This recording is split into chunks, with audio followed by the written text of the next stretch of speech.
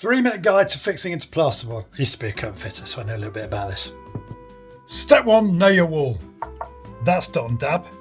Stud work.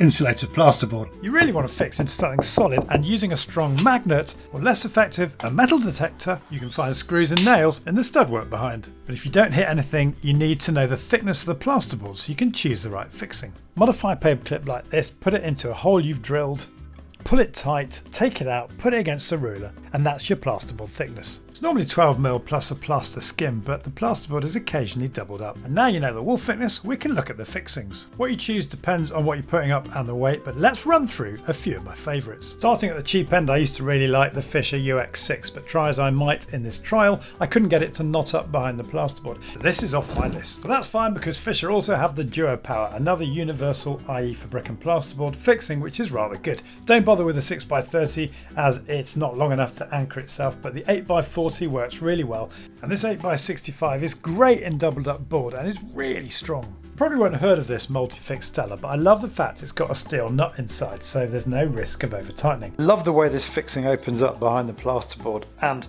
giving it a tug, it feels really firm, so to speak. So that's some cheap universals. It's time for the big boys. Hollow wall anchors also open up behind the plasterboard, but this time the umbrella's metal, and there are 5 of them. If you don't use a setting tool, make sure you put the bracket on before tightening, otherwise the fixing will spin and carnage will happen. Choose a length to fit the plasterboard void depth, and also to fit the thickness of the plasterboard. Don't use spring toggles, too much play in the hole, and if you undo the bolt, you lose it. So use snap toggles instead. Yes, it's a big hole to drill, but look at the size of that toggle. And if you have to take the bolt out, the fixing stays in place. This is the best so far. Next up, the TBolt all metal construction. You do need to drill a wider 16mm hole, but it's great because you only need 20mm space behind for it to open up. And when it's open, it's almost as wide as that snap toggle, which needs much more space. Comes with everything you need, and get this, it's removable and reusable. Now we've got the ball fix. 2 sizes, a larger 20mm hole, a centering collar goes in followed by the fixing.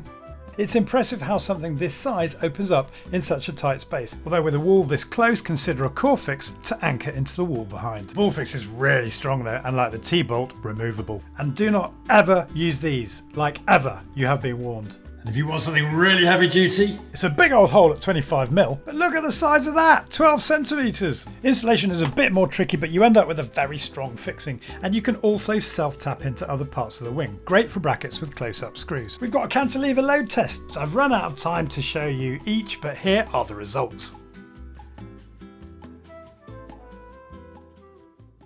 Hope you found that useful. Please subscribe and let me know what you want to see next.